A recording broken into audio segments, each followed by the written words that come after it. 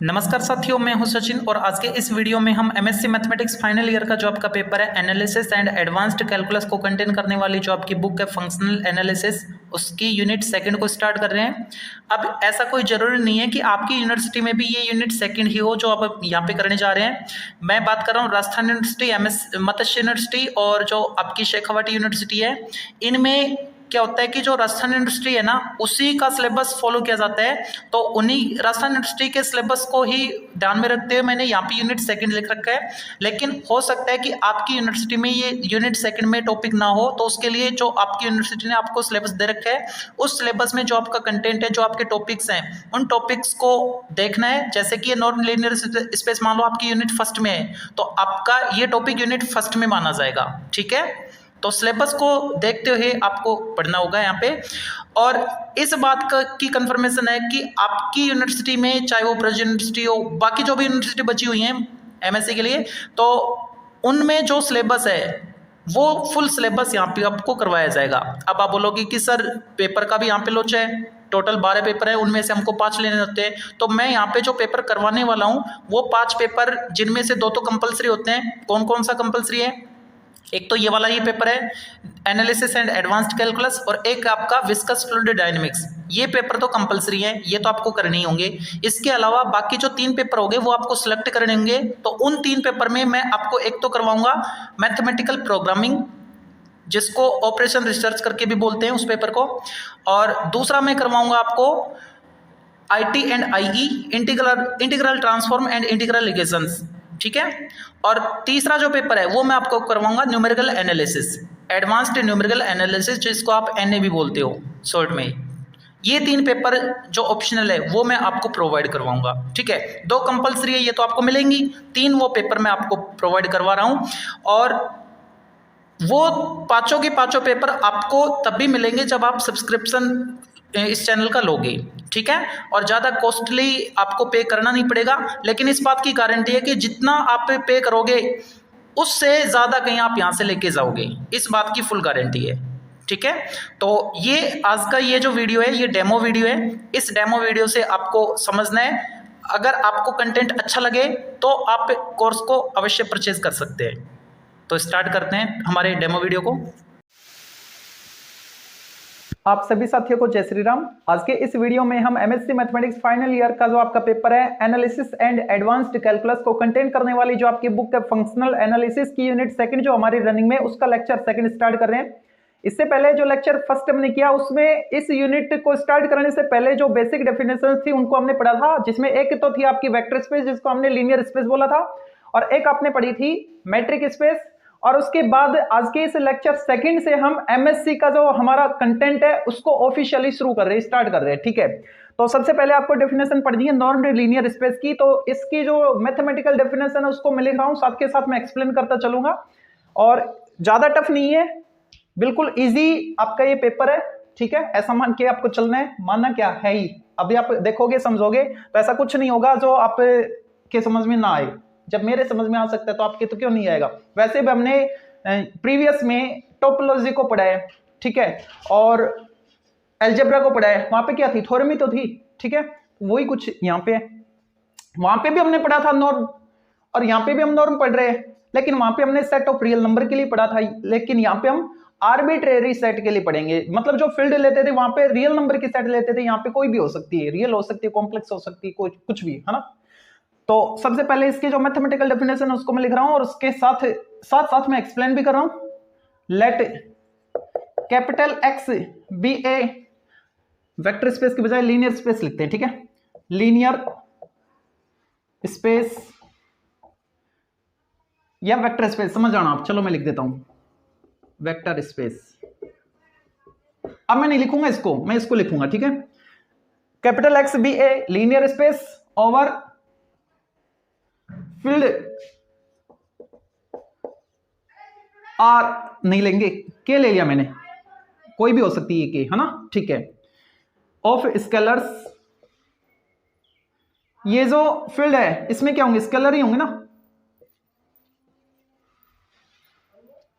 Late x be a linear space over field के of scalars, then a map mapping, इसको function भी बोल सकते हो। और वो जो मैपिंग है वो नॉर्म वाली, ये वाली मैपिंग है।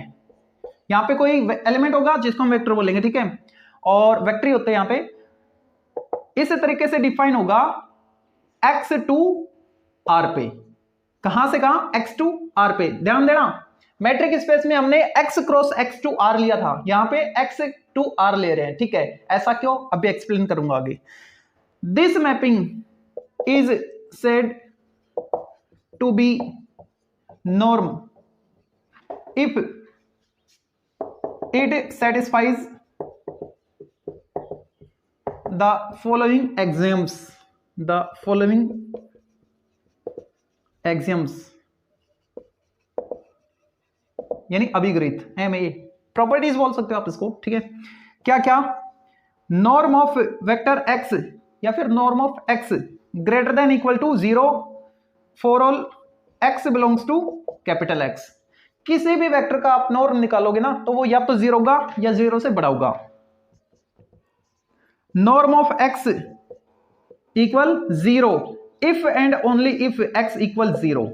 अगर किसी वेक्टर का नॉर्म 0 आ रहा है तो इसका मतलब क्या है, वो वेक्टर 0 है, 0 वेक्टर है, ठीक है। और अगर कोई वेक्टर 0 है यानी 0 वेक्टर है तो उसका जब आप नॉर्म निकालोगे तो वो भी क्या आएगा, 0 आएगा।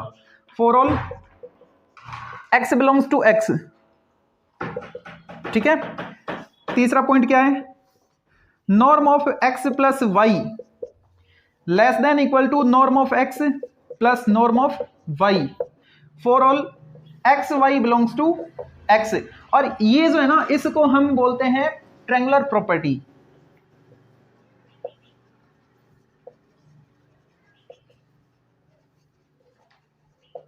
ठीक है। और एक चौथा पॉइंट और, अगर मान लो आपके पास किसी वेक्टर के साथ कोई स्केलर सपोज अल्फा आ गया है ना, तो उसको अलग कैसे करोगे? तो ये जो स्केलर है ना, इसको आप बाहर निकाल दो मोड के साथ, पॉजिटिव बनाकर, इसलिए मैंने मोड लिया, इनटू नॉर्म ऑफ x, ठीक है। Where for all x belongs to x and ये जो स्केलर है ये कहां से है? उस फील्ड से है जो आपने ले रखी है। क्या ले रखी है? k ले रखी है, तो ये k आ गया, ठीक है। तो ये जो 4 पॉइंट है, अगर ये 4 पॉइंट सेटिस्फाई हो रहे हैं तो इस मैपिंग को हम क्या बोलेंगे? नॉर्म बोलेंगे। और ये पूरा स्ट्रक्चर जो है इसको हम क्या बोलेंगे? नॉर्म्ड लीनियर स्पेस, ठीक है। एंड स्ट्रक्चर x कोमा वो जो मैपिंग थी नॉर्म वाली वो, ठीक है, इज कॉल्ड नॉर्म्ड लीनियर स्पेस, ठीक है, ओके। अब यहां पे जो नॉर्म x है ना, इसका मीनिंग समझ लो क्या है। ये रुक मम्मी जल्दी जा,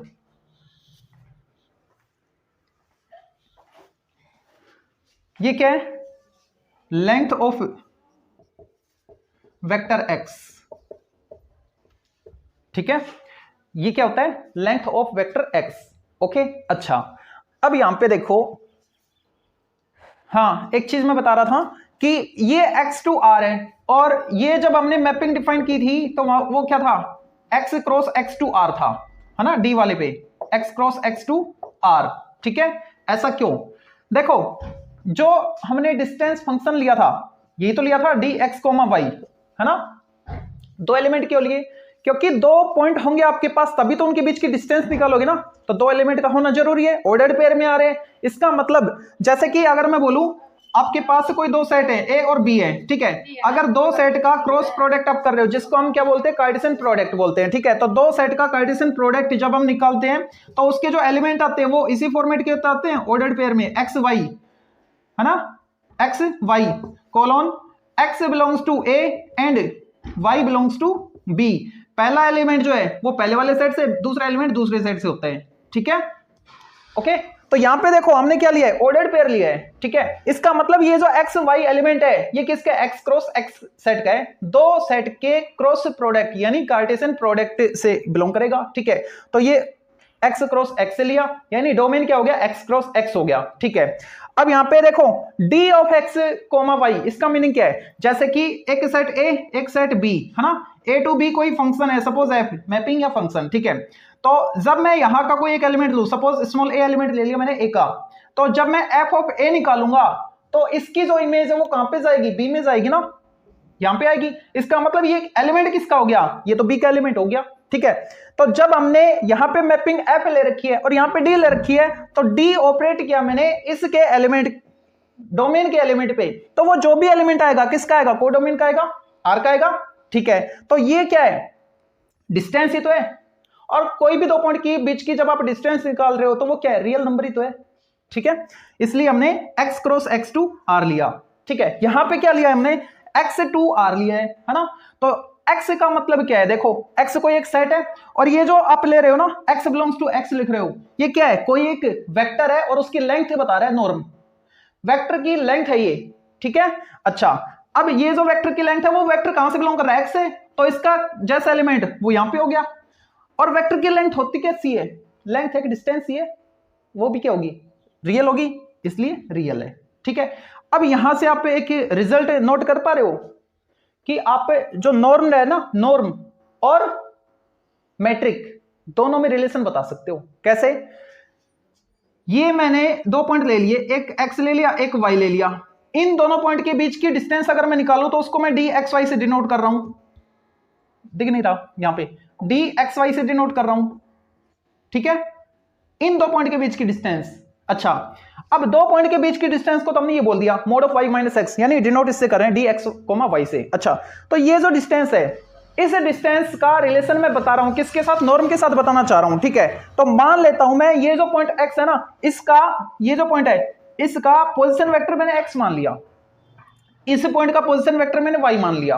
ठीक है, तो ये वेक्टर क्या बनेगा, फाइनल माइनस इनिशियल करके निकालते थे 12th क्लास में। ठीक है, यानी y माइनस एक्स, तो ये कोई और नहीं, ये क्या है, वेक्टर y माइनस एक्स है। ठीक है, ये कोई एक वेक्टर है, ये कोई एक वेक्टर है, और इसकी जो लेंथ है, इस वेक्टर y माइनस एक्स की जो लेंथ है, y माइनस एक्स की जो लेंथ है, लेंथ को हम क्या बोल रहे हैं, वेक्टर की लेंथ को नॉर्मल से डिनोट कर रहे हैं। यहां पे क्या था, वेक्टर x की लेंथ है ये, है ना, यहां पे मैंने क्या लिख दिया, y माइनस एक्स, तो ये जो हमारे पास वेक्टर है y माइनस एक्स, उसकी लेंथ नॉर्म ले लिया तो उसकी लेंथ, तो ये कोई और नहीं, ये वो डिस्टेंस ही है, तो ये दोनों इक्वल हो गए। ठीक है, तो एक ये रिलेशन भी आपको याद रखना है, तो आप हेडिंग डाल के लिख लो, relation between norm and metric. Norm और मैट्रिक के बीच का जो रिलेशन है वो क्या है, ये है। ठीक है, ये हेडिंग डाल के लिख लेना आप। अच्छा, और इसको डी को क्या बोलते हैं, here D is called, D को हम बोलते हैं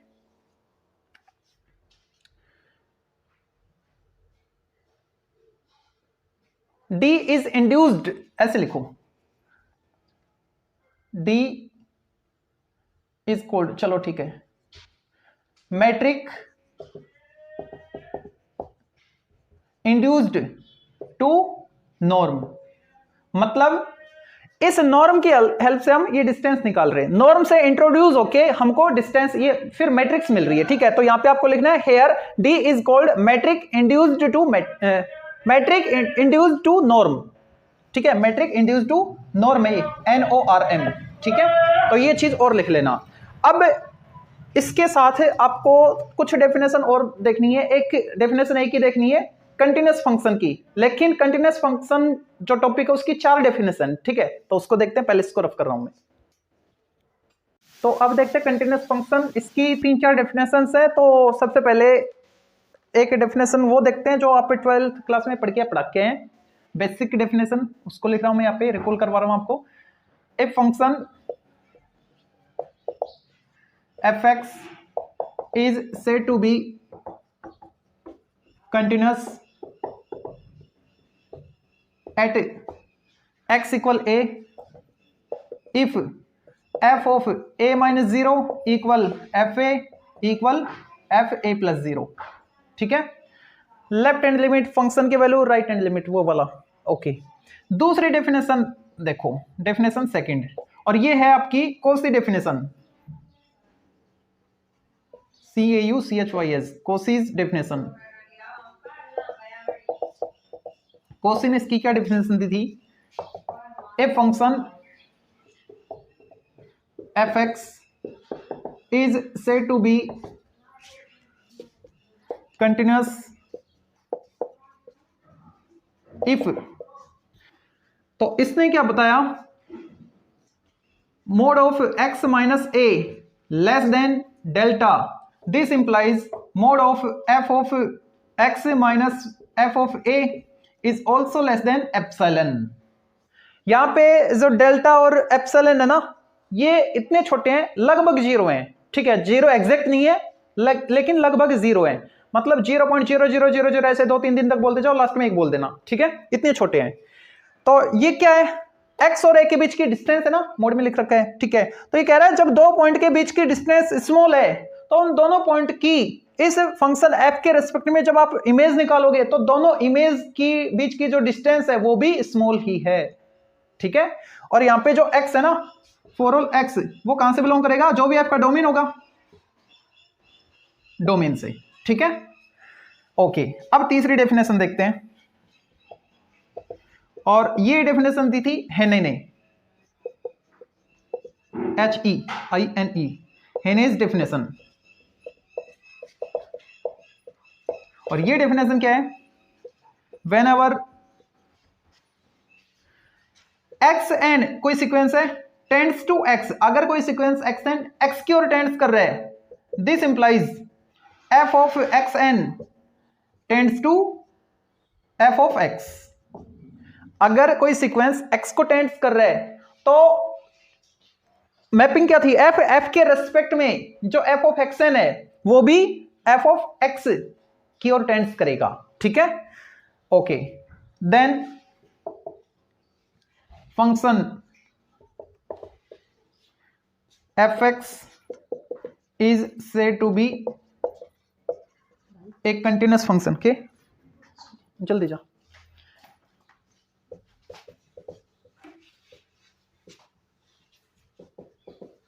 ठीक है, okay.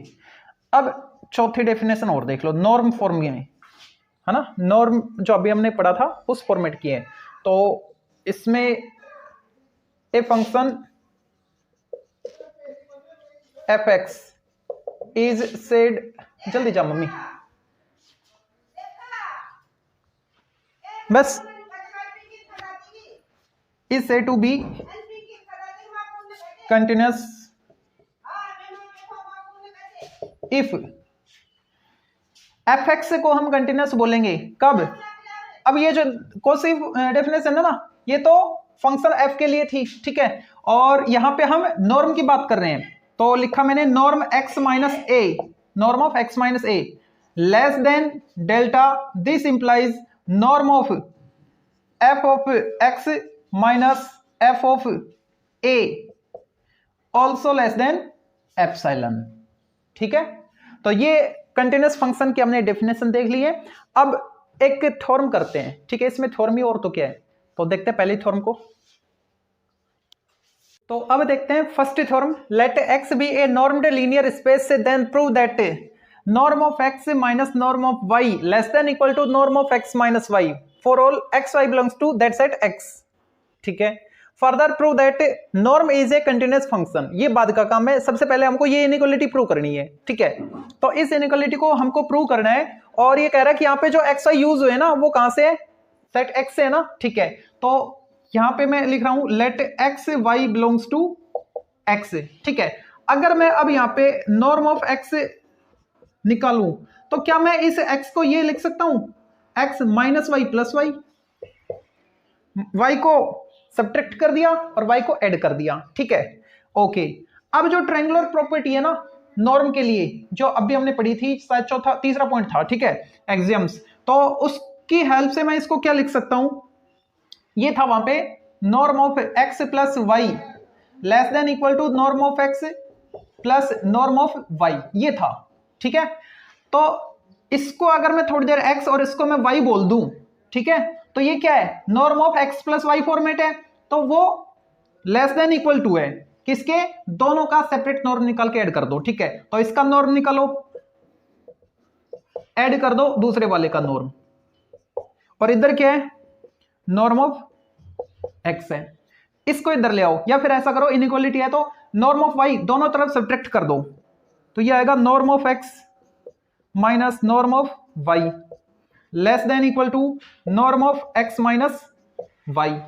Inequality first, relation first आ गया। ठीक है, अब जैसे मैंने यहां पे x को लिया, ऐसे मैं y को भी तो ले सकता हूं ना। देखो अगर मैं यहां पे y को ले रहा हूं तो ये आएगा y, ये आपको करना नहीं है, डायरेक्ट लिखना है, एक बार मैं आपको एक्सप्लेन करवा देता हूं। यहां पे क्या बनेगा, y है ना, तो y minus x plus x हो जाएगा, और इसमें x और y मान के करोगे तो ये आएगा norm of y minus x और नॉर्म ऑफ x। ठीक है, इधर क्या था, y, तो जो आउटपुट आया वो कोई और नहीं, x को y से, y को x से रिप्लेस कर दिया, x को y से रिप्लेस कर दिया, y को x से, ये इधर आएगा, ये इधर आएगा, माइनस होगा तब norm of y minus norm of x less than equal to norm of y minus x। ठीक है, देखो अब x को इसने y को इसने x से रिप्लेस कर दिया, इधर x को y और y को x। ठीक है, कर सकते हैं, y लेंगे तब, तो अब हमको यहां पे डायरेक्ट लिखना है, वो सब कुछ नहीं करना आपको, by replacing x y, x to y and y to x। देखो तो क्या आएगा इन फर्स्ट वाले में, तो ये बनेगा नॉर्म ऑफ x को तो y से रिप्लेस कर रहे हैं ना, तो ये तो बन जाएगा y माइनस ये नॉर्म ऑफ x, और यहां पे norm of y minus x हो जाएगा। यहां से मैं माइनस साइन कॉमन ले रहा हूं, तो माइनस साइन कॉमन लूंगा तो ये प्लस का हो जाएगा और ये माइनस का हो जाएगा। ठीक है, और लेस देन इक्वल टू, यहां से norm of x minus y लिखो या norm of y minus x लिखो, एक ही बात है। कैसे, एक ही बात कैसे है, देखो y माइनस एक्स था हमारे पास, है ना, इसको मैं ये प्रूव कर रहा हूं, यहां से मैंने माइनस साइन कॉमन ले लिया अंदर से, -1 है ना, तो क्या बच गया, x माइनस वाई बच गया पीछे, और ये -1 ये क्या स्केलर क्वांटिटी है, जब ये बाहर आएगी तो मैग्नीट्यूड के साथ आएगी, फोर्थ एक्सियम्स। ठीक है, तो magnitude -1 into norm of x minus y. अब बताओ ये क्या है, एक ही तो है। ठीक है, क्या आ गया, x माइनस वाई, ये हम लेके चले तो ये प्रूव कर दिया, मतलब ये कोई और नहीं, यही है। ठीक है, तो norm of x minus y लिखो या norm of y minus x लिखो, एक ही बात है। ओके, तो अब इसको मैं सेकंड बोल देता हूं, रिलेशन सेकंड, इनइक्वालिटी सेकंड। ठीक है, अब देखो फर्स्ट और सेकंड से हमको क्या रिजल्ट मिलेगा, from inequality first and second. एक चीज देखो, अगर मान लो x लेस देन a है और minus x less than a है, तो उसको हम ये भी तो लिख सकते हैं ना, mode of x less then a। जब आप इसको ओपन करोगे तो एक बार ये प्लस का, एक बार ये माइनस का आएगा, प्लस का आएगा तो ये वाली कंडीशन, माइनस आया तो ये वाली कंडीशन। ठीक है, तो दोनों के कॉम्बिनेशन से आपको मोड मिल गया। ठीक है, तो जब आप इसको और इसको देख रहे हो तो इस पूरे को थोड़ी देर के लिए x मान लो, तो ये भी क्या है, x है, यानी ये x, ये माइनस एक्स हो गया, लेस देन a मान लो। ठीक है, तो x लेस देन a है, y लेस देन a है, तो उसका मोड जो है ये माइनस एक्स, उल्टा बोल गया, x लेस देन a है और minus x less than a है, तो उसको हम क्या लिखेंगे, mode of x less then a। Equal है तो इक्वल भी आ जाएगा, यहां पे इक्वल है ना, तो लेस देन इक्वल टू भी आ जाएगा। ठीक है, मतलब इन दोनों के LHS से हम क्या लिखेंगे, mode of this less than, ये तो सेम है, वो a बना रहेगा, ए फॉर्मेट में रहेगा। तो अब मैं इसको लिख रहा हूं फ्रॉम, हाँ लिख दिया। ठीक है, तो यहां से मोड अप्लाई हो जाएगा, mod of norm of x minus norm of y less than equal to norm of x और माइनस y। ठीक है, चेक करो, इसका मोड और था भाई, हमको जो प्रूव कराना था ना, एक बार मैं देख लेता हूं, उसमें ये मोड था। ठीक है, अगर मान लो ये होता तो यहां पे आ गया था, ये मोड अप्लाई और करो यहां पे। ओके, अब ये प्रूव पूरा हो गया है, ये मोड था यहां पे। ठीक है, तो ये एक पार्ट कर दिया हमने। अब क्या कह रही है, further prove that norm is A continuous function. अब हमको प्रूव करना है कि ये जो नॉर्म है ना, ये कंटीन्यूअस फंक्शन होगा। ठीक है, तो हेनेज डेफिनेशन आपने देखी थी कंटीन्यूअस फंक्शन के लिए, शायद तीसरा पॉइंट था हेने डेफिनेशन में, तो वहां पे हमने क्या प्रूव किया था, whenever x n tends to x this implies f of x n tends to f of x. तो हमने इस एफ को कंटिन्यूअस बोला था, हमको तो लेकिन नॉर्म को कंटिन्यूअस बताना है, तो क्यों ना मैं यहां पे नॉर्म वाली ऑपरेशन अप्लाई कर दूं। ठीक है, तो इसको मैं लेके चलूंगा और नॉर्म वाले को मैं प्रूव कर दूंगा, norm of x n tends to norm of x. अगर इसको मैं प्रूव कर पाया तो मैं बोल दूंगा कि यहां पे तो एफ कंटिन्यूअस हो रहा था, तो जब मैं नॉर्म लूंगा तो नॉर्म कंटिन्यूअस हो जाएगा। ठीक है, कैसे, तो एक बार इसको रफ कर रहा हूं मैं और फिर उसको एक्सप्लेन कर रहा हूं। तो नॉर्म को कंटिन्यूअस प्रूव करना है, टू प्रूव नॉर्म कंटिन्यूअस।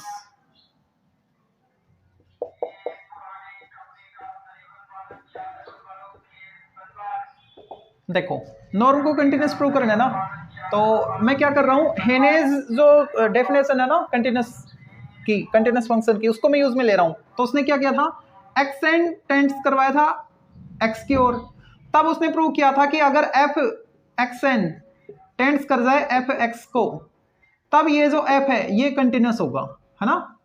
तो यहां पे हम क्या प्रूव करेंगे, ये तो हम लेके चलेंगे, और यहां पे तो उसने एफ को प्रूव करवाया था, हमको तो नॉर्म को प्रूव करवाना है ना, तो मैं नॉर्म अप्लाई कर रहा हूं, norm x n tends to norm x. ये अगर मैंने प्रूव कर दिया तो हम बोल देंगे कि ये जो नॉर्म है वो कंटिन्यूअस होगा। ठीक है, देखो तो कंटिन्यूअस प्रूव करने के लिए ये मैं लेट करके चल रहा हूं, let x n tends to x, x n x को टेंड्स कर रहा है, अगर मैं एक्स माइनस कर दूं तो ये आएगा x n minus x tends to zero. ये मान लो एक्स इधर आ गया तो x n minus x tends to zero हो गया। अगर कोई वेक्टर जीरो की ओर टेंड्स कर रहा है तो उसका जब हम नॉर्म निकालेंगे तो वो भी जीरो की ओर टेंड्स करेगा, है ना। सेकंड एक्सियम्स को देखो आप, टेंड्स टू जीरो, वहां पे इक्वल था, यहाँ पे टेंड्स से तो टेंड्स अप्लाई कर दिया हमने। ठीक है, ओके, इसको मैंने बोल दिया, ये 3 आ गया था, ये 4। ठीक है, अब इस 3 का हमको यूज करना है। ठीक है, यूजिंग इनइक्वालिटी INEQ डॉट, समझ आना भाई, इनइक्वालिटी आई, यूजिंग इनइक्वालिटी 3, ये तो x और y के लिए थी, मैं xn और x के लिए यूज कर रहा हूं यहां पे। ठीक है, तो using inequality 3 for xn and x, यानी जहां पे x है वहां पे तो मैं xn लिखूंगा, जहां पे y है वहां पे y लिखूंगा। आर्बिट्रेरी xy कोई भी हो सकता है x से, तो ये भी तो x ही है, ये भी उसी के x के एलिमेंट है, तो कोई भी एलिमेंट ले सकते हैं, जरूरत थोड़ी xy ले, ये और ये भी तो ले सकते हैं ना। ठीक है, तो ये चीज जब xy के लिए प्रूव है तो इसके लिए भी प्रूव हो जाएगी। ओके, तो अब इन दोनों के लिए ये रिजल्ट क्या देगा, देखो, mod of norm xn minus norm x mod less than equal to norm of xn minus x। ठीक है, और फोर्थ इनइक्वालिटी क्या कह रही है कि ये टेंड्स कर रहा है जीरो की ओर, लिख लो यहां पे फ्रॉम फोर्थ। ठीक है, अच्छा, अब जब आर ये वाला पोर्शन जीरो की ओर टेंड्स कर रहा है तो जो LHS है वो भी जीरो की ओर टेंड्स करेगा, तो यहां से मेरे को मिल गया mode of norm of xn minus norm of x tends to zero, मिल गया। ठीक है, अगर 2 पॉइंट के बीच की डिस्टेंस हमको ये जीरो की ओर टेंड्स करवा रहा है ना। ठीक है, इसका मतलब ये दोनों भी क्या है, जीरो के टेंड्स करेंगे, मतलब मोड से बाहर आ जाएगी। ठीक है, जैसे कि हमने पढ़ा था ना, मोड x अगर जीरो है इसका मतलब x जीरो है, x जीरो है इसका मतलब मोड x जीरो है ना, इफ एंड ओनली इफ का केस था। ठीक है, तो यहां पे क्या आएगा, mod of xn minus mod of norm of xn minus norm of x tends to zero. अब मैं नॉर्म ऑफ x ऐड कर रहा हूं दोनों तरफ, तो ये क्या बनेगा, norm of xn tends to norm of x, hence prove. Norm के लिए देखो xn टेंड्स टू x हम लेके चले थे, हमने प्रूव कर दिया norm of xn tends to norm of x, norm के लिए हमने इसको प्रूव कर दिया, इसका मतलब जो नॉर्म है वो कंटिन्यूअस हो गया। तो क्या लिखें, hence norm is continuous function.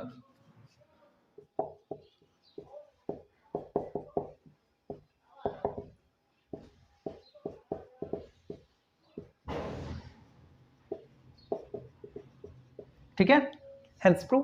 तो आज के लिए इतना काफी है, बाकी करेंगे नेक्स्ट लेक्चर में।